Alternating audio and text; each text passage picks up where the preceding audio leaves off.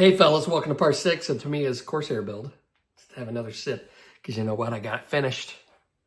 Got it done, fellas. And for those of you interested in getting your wife something really nice for Christmas, I'm going to put this for sale on eBay. And I will post a link in the description to my eBay page if you've never been there before. I haven't posted one for sale on there for a while, but I figured, this one's good enough. I can post it for sale. Anyway, got it all finished. What I show in this video is basically like weathering with a Tamiya Tamiya paints with an airbrush. I don't use oil paints. I was gonna do some oil paint work on this, and I was like, gosh dang it, I just don't want to do it. So I opted just to use an airbrush to do some weathering. And ooh, excuse me, I burped. But I think it turned out pretty good. I like it. I really like it. So anyway, and then I show you the final, how I apply my final dull coat or my flat coat using the Winsor & Newton UV varnish. And I really like that stuff. It's pretty easy to spray. I haven't shown it in a while, so for the people that are new to my channel, I show you what I use and how I use it. And I think it turned out pretty good. So, oh, and I also touch up the metallic chipping as well. So anyway, I'll quit jabbing. Let's get on with the video. So last we left off, I had put a flat clear coat using XF86, and I was gonna do some oil paint stuff on it. But I decided I really don't want to do that. Again, like I said, I kind of get bored of this stuff at this point. So what I'm gonna do is I'm just gonna do some post shading with Tamiya X19 Smoke, and I'm gonna airbrush it on just to add a little bit more interest and some kind of dirty it up just a little bit. Now I will do some exhaust staining with some, the Tamiya NATO Black probably, maybe some browns right along the bottom. I'm not gonna go crazy on that. I don't wanna make it too dramatic. But when I airbrush this stuff on for this purpose, what I like to do is I use regular 91% isopropyl alcohol rather than my Mr. Color Leveling Thinner. And the reason that I use IPA is because it dries extremely quick.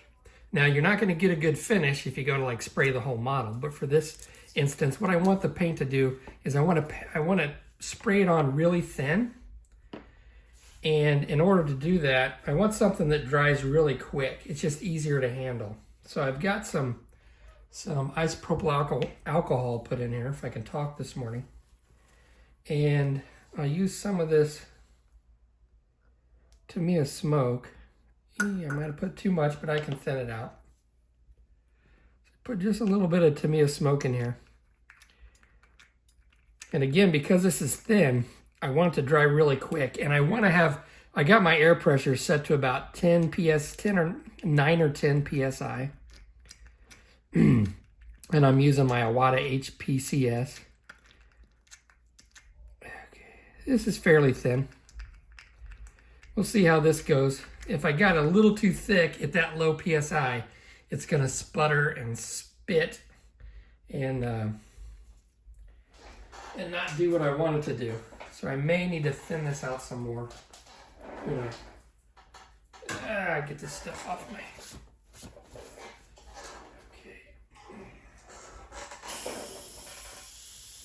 Okay, so I don't have anything in my airbrush.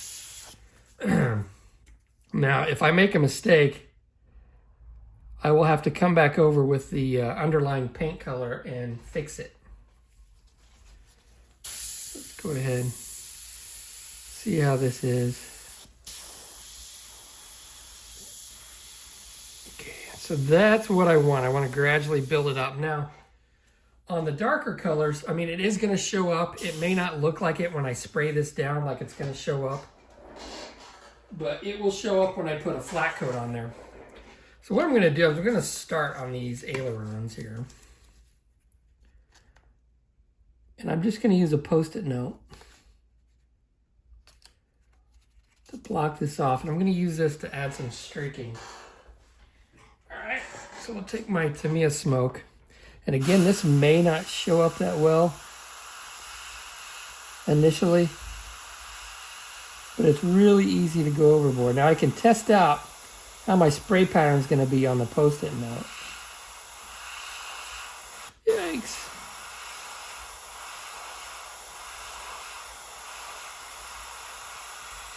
I can use it to darken that edge.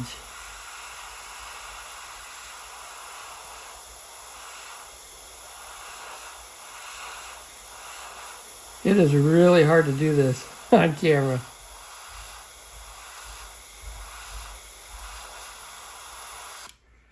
Okay, let's see what this looks like.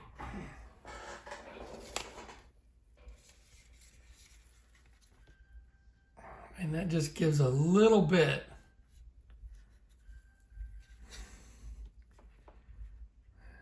Okay, I think I'll be fine with that. Again, this is hard to do on camera to get the way I want it because I have to contort my arm, my hand, when normally I would hold this up and do it. This side might be a little bit easier. Come along here.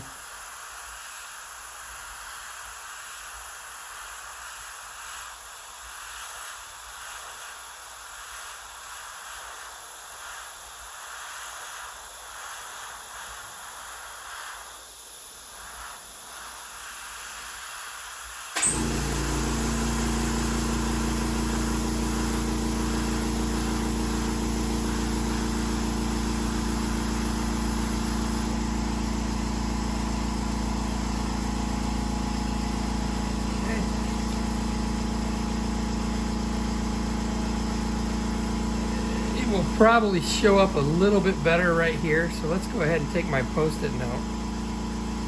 It's going to show up a lot better on the light blue than it did the dark blue. Get another Post-it note. And these are good, especially if you have decals, because these are less likely to rip up your decals. Obviously I don't have decals on this, but using Post-it notes because they're super low tack and they're quick rather than using tape. So let's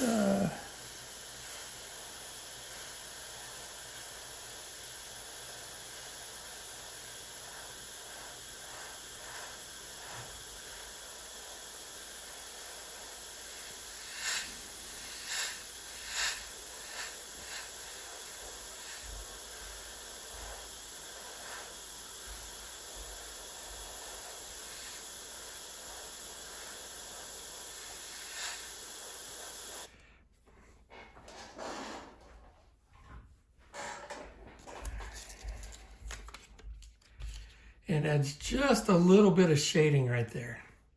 And this is all I'm going to do. So I'm going to go along. I'm going to do probably some of the flaps and stuff. Just add a little bit.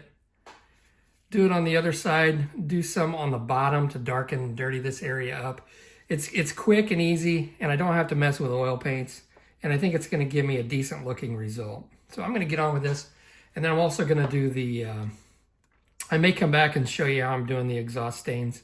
I'm going to use maybe some browns and the NATO black for that.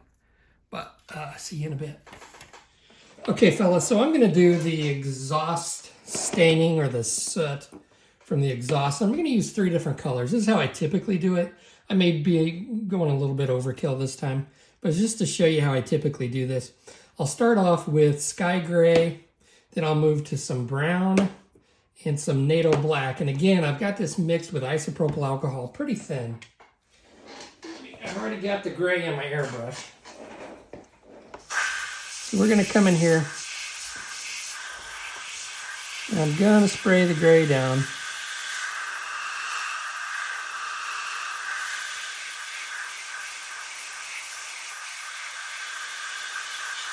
And I'm going to make the gray a little bit wider.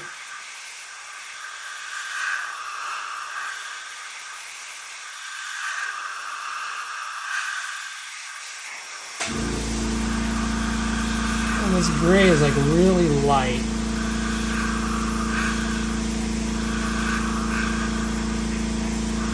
It's trying hard to see. This might actually be a little too light. You'll be okay.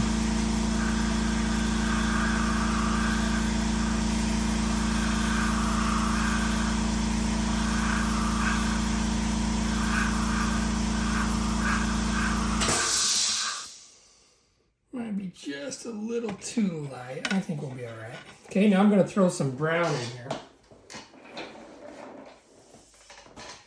And again, I got this mixed really thin so I can control it, but you also have to be careful of spider webbing.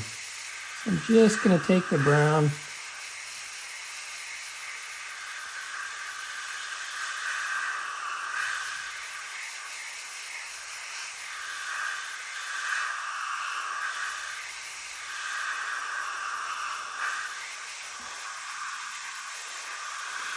Because I have that mixed with the isopropyl alcohol, I can thin it down a whole lot, and I can really control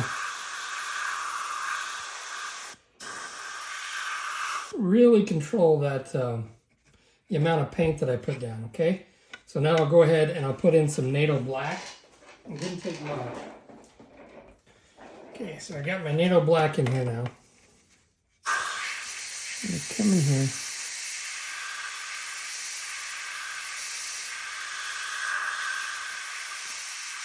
And I might actually even take some black.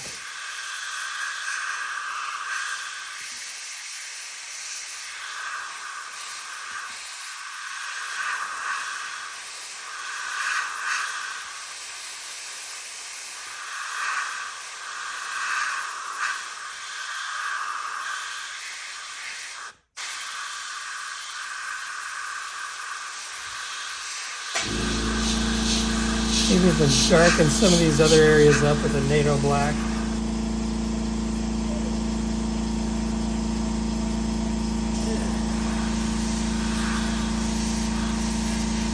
I think that's looking pretty good.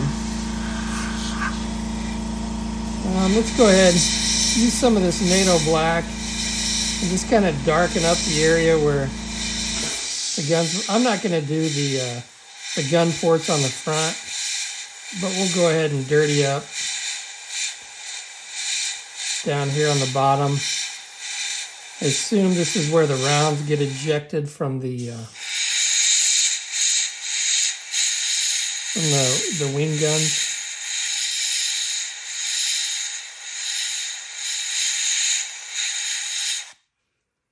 Just subtle, and you can see how I can control the amount of paint that goes down on the model with this IPA and Tamiya mixture.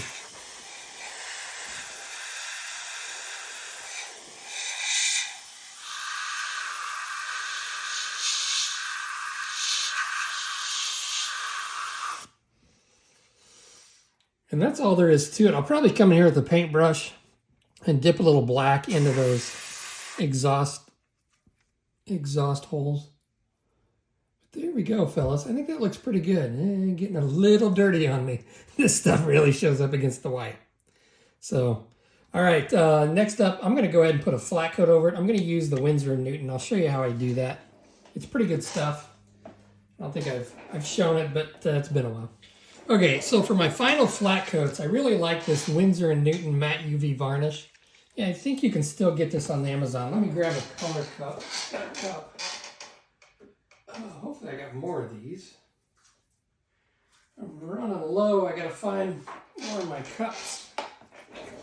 So I thin this with this Vallejo airbrush thinner. Now you don't want to mix this with alcohol. It doesn't mix with alcohol. So let's go ahead. I like to mix this pretty thin.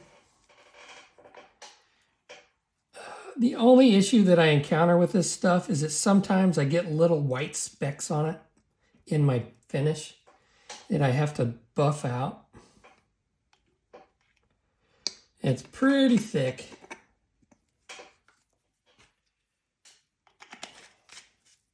Let's throw some of this in here. I really don't know the ratio. I'm just doing it by eye. And this is why you don't mix stuff next to your model. You get stuff on it. Yikes. Now this Vallejo thinner will remove the Tamiya paint, but it takes a little bit of scrubbing.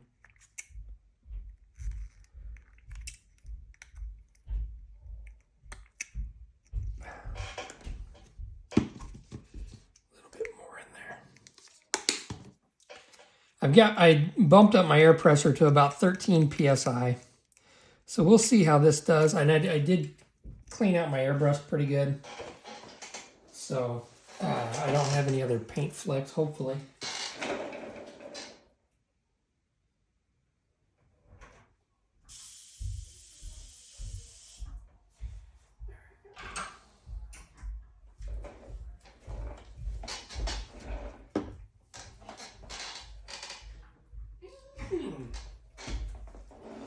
All right, so let's go ahead and start on the bottom to make sure my paint's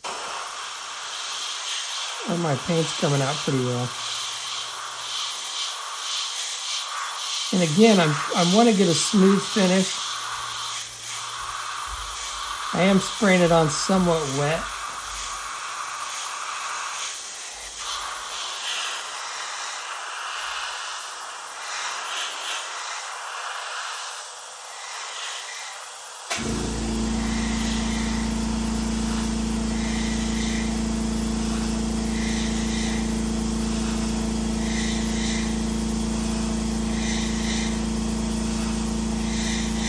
You don't want this stuff to pool up. You want to put it on a nice, good coat, but you don't want it to pool up because it will pool up on you, and it has a little bit different sheen when it does that.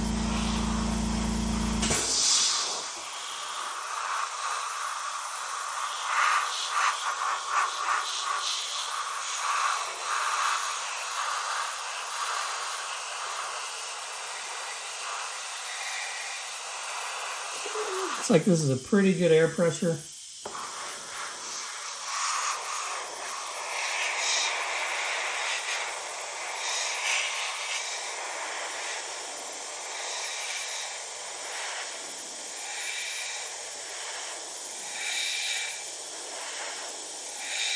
My finish on the bottom isn't as, it's smooth, but it's not as smooth as the finish on the top.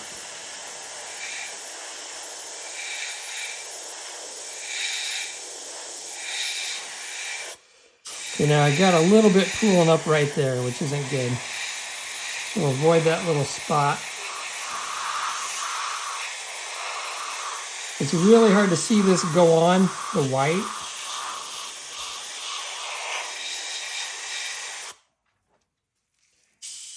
And we'll do the top here. You can see it go in the dark color and the light a little better than the white.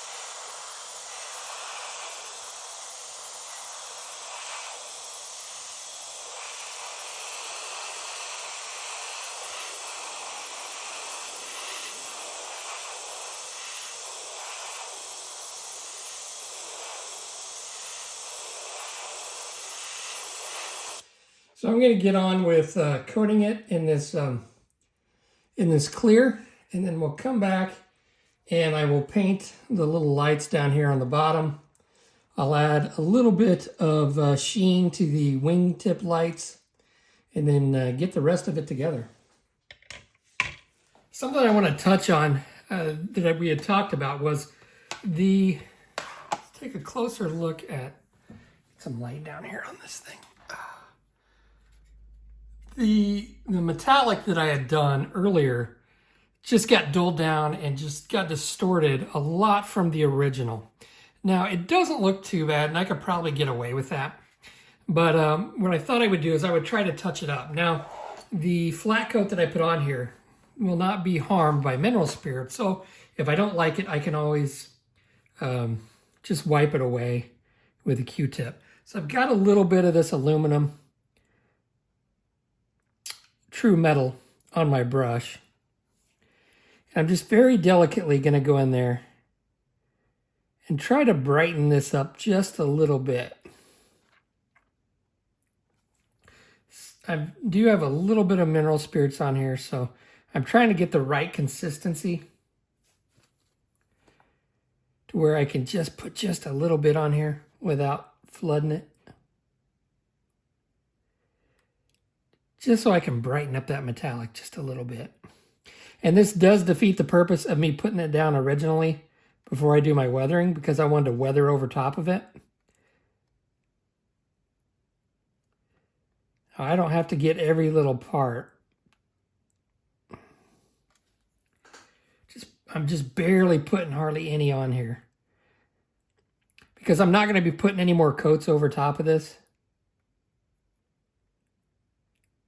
I should be able to get away with doing this. And then I'll come back over once this dries with a piece of cotton and buff it out and just shine it up. And again, if I don't like it, I can always come back and change it. Wipe it away with some mineral spirits. And my dog is barking. Now, initially, when I put this down on the right side here, I thought maybe I'd went a little overboard, but I actually saw a picture of a real life one where this was really beat up and worn down, just like I have it over here. So they do get beat up, apparently, or they did. And from what I understand, the maintenance crew worked more on this side. I may be wrong, but I heard that somewhere.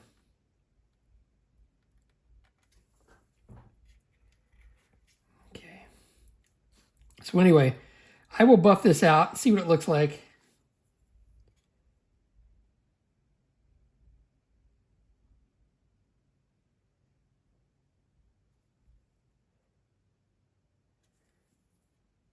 But I think I'm going to be okay with this. All right, fellas, as you can see, I've got the metallic done. Turned out pretty good, I think. It's okay. You know, I don't think it looks that bad. Oh, and I got the model finished, by the way. So kind of an odd jump from working on the metallic to, hey, the model's completely done, fellas. But anyway, the metallic, and that was one of the big things that I wanted to work on.